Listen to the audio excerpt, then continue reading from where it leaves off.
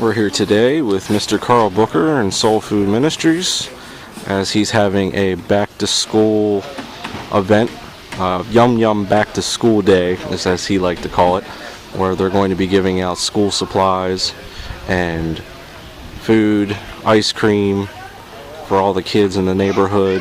It's still early, so we'll have probably some more show up, but just wanted to go ahead and introduce the scenario for today, and we'll see from Carl in a little bit here, and he'll be able to talk to us about some of the more recent events, specifically the interview that the mayor had yesterday on the radio that was supposed to be addressing the issues downtown and with SoulFood Ministries.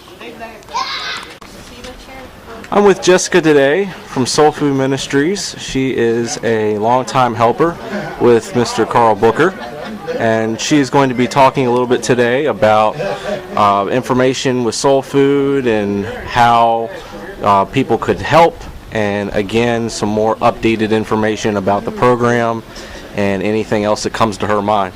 So Jessica, go ahead and introduce yourself to the people. Let them know what you do in Soul Food and how long you've been in. Okay, my name is Jessica, and I've been with Soul Food for going on 3 years now. I am the secretary of Soul Food. I do all the scheduling and get all the donations, food donations, clothing, any other kind of donations that's given comes through me, and I give them to Carl if need be.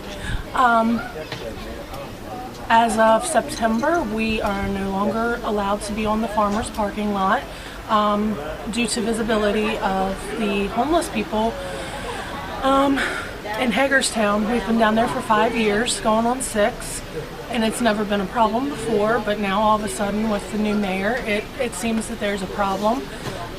They say they're trying to clean Hagerstown up. I don't see where there should be a problem. We're feeding the people, children. They need fed, clothed. If it was their children, they'd want the same thing done for them.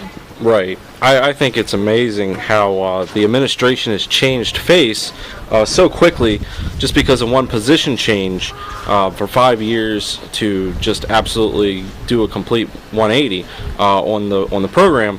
And as I was talking with Carl before in our last video, is that it's absolutely absurd that they're concerned about the image. Well, if you're concerned about the image, then give the people an option, give them an avenue, give them help, and get them out of the situation that they're in, because obviously it's not a situation they want to be in either.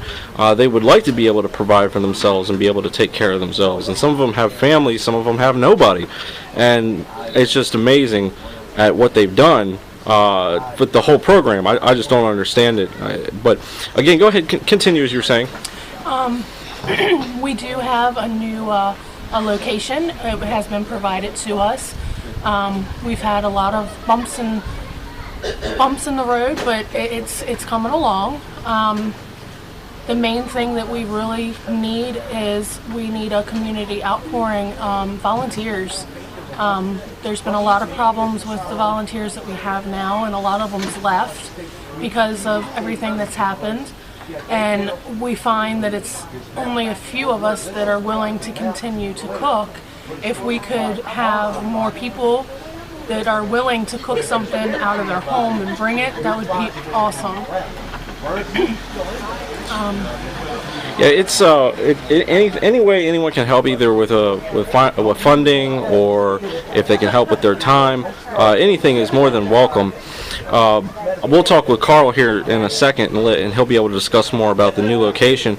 But any other thoughts that you have, that anything else that has been contributing against the program, for the program, any of your own opinions that you would like to add? There's been some contention with the church that we go with, and our pastor and whatnot, and we've actually had to leave the church because of it, and make it so that the ministry is not part of the church, just because it's too much fighting, too much drama. Their vision's different than ours. Theirs is more about money, and ours is about giving.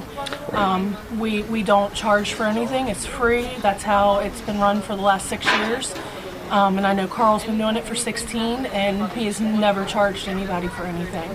And as far as I'm concerned, Soul Food will never charge. Right, and that's an absolutely noble thing to do, and it's just absolutely incomprehensible as to why the aspect of the entire program from your formal church's opinion was to just make it towards a monetary type situation, and obviously that's not the way that a church should be designed to think. They should be able to think about how can we help the community and how can we reach out to people, because obviously they're trying to lead people to Jesus Christ if that's their true motivation, which is what there should be, because that's why they're tax exempt and they're a religious organization. They have a belief system. Well, if you don't follow your own belief system, then what good is your organization? So just absolutely one of those head scratchers, but I'm glad that you guys were able to move on, and as the Bible says, the Lord shall provide, so I'm sure that you guys will do just fine. Yes, so the Lord has taken care of us thus far, and He will therefore from this day forward. We everything always comes as we need it. Absolutely. So. Anything else you'd like to add? No, thank you. No. All right. Well, thanks for your time, Jessica, and we'll be talking to Carl here soon. Yes, sir. Okay, as you can tell, I'm not dressed for an interview, but a few words that I wanted to discuss that I heard on the radio from our lovely mayor here in Hagerstown, that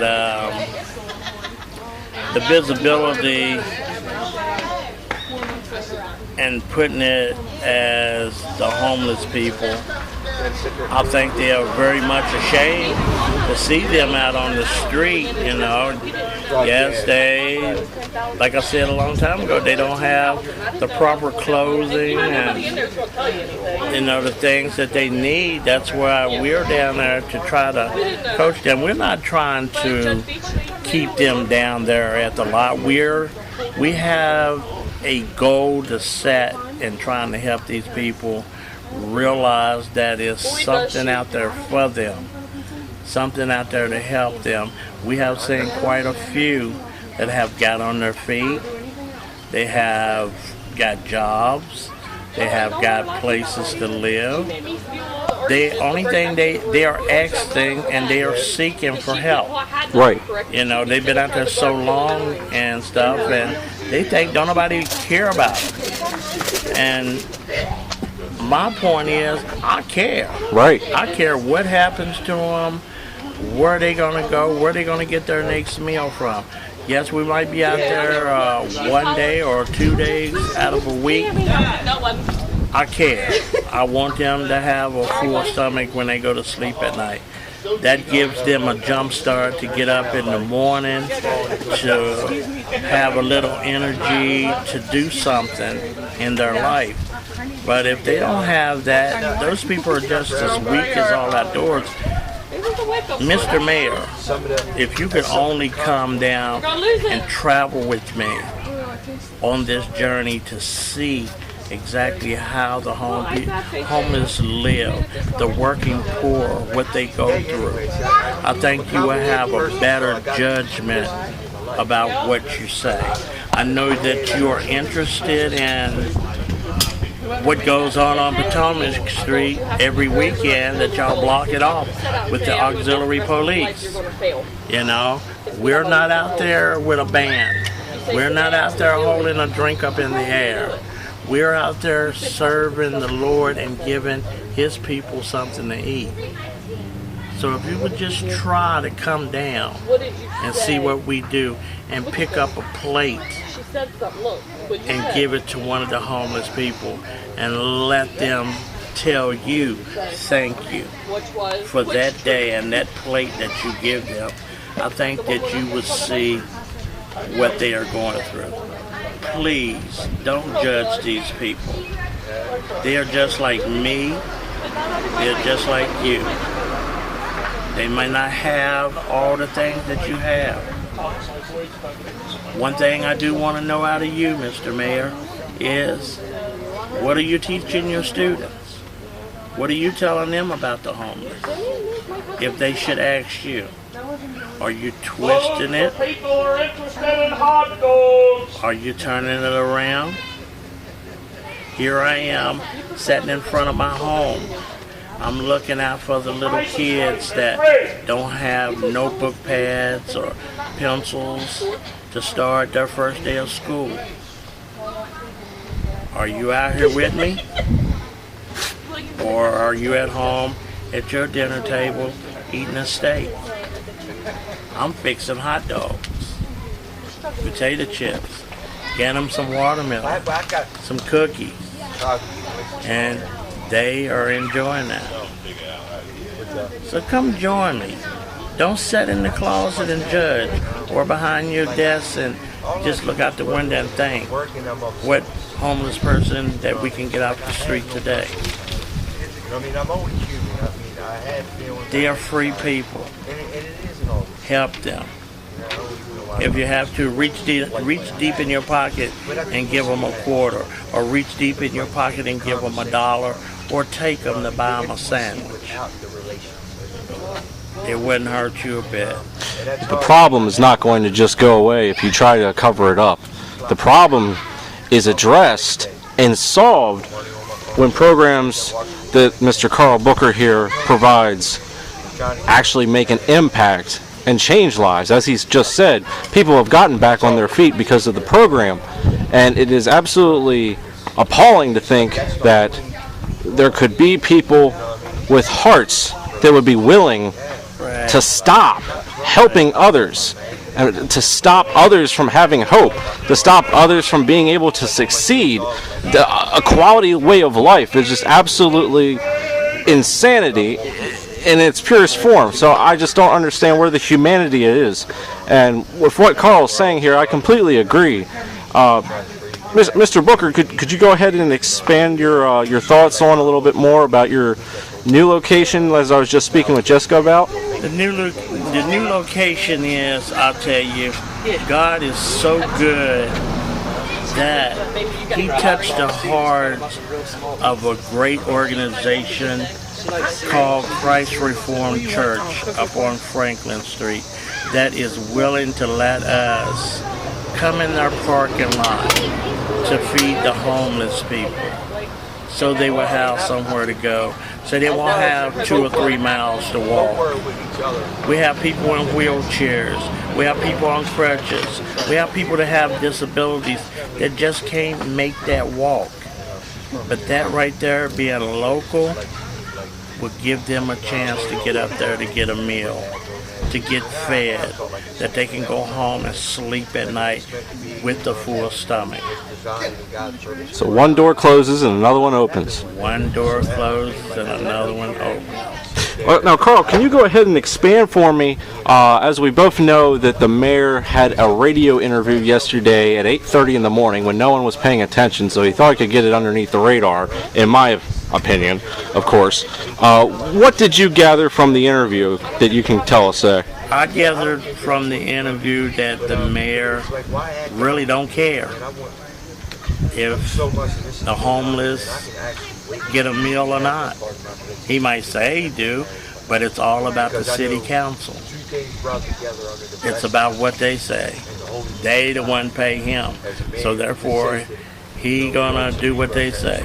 He made it in so many ways, like he twisted his words and said they are the boss. Then he say he's the boss. So what is it? Is the city council running the show, or is the mayor running the show? Well, they're supposed to be working for us, the people. They're supposed to be representing our voice.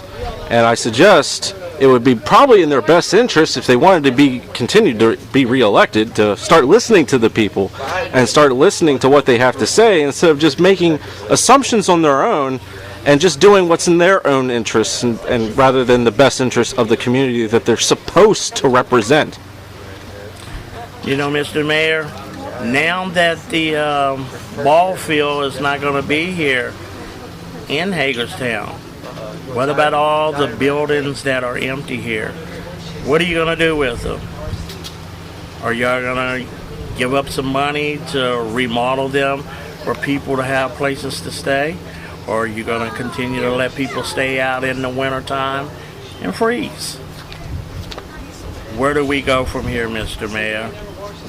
I would love to hear from you. You can call me. My number is 240-313-6298. Call me, talk to me. I am really concerned, and I have a heart for people, for children that's out here. Yes, people might have houses, as you mentioned, but do you know what's in the refrigerator?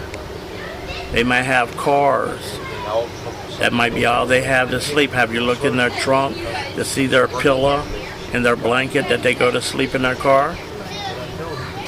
Come join me, Mr. Mayor, in my walk. Put your tennis shoes on. No dress shoes. Put some old jeans on. Let's go for a walk and talk to some of the homeless. You don't have to put no gloves on. I even bring some sanitizer if you want me to. Come join me. One thing I want you to know, Mr. Mayor, is I love you, man. And I hope you see differently. And that's all I have to say. God bless you. Thank you, Mr. Booker.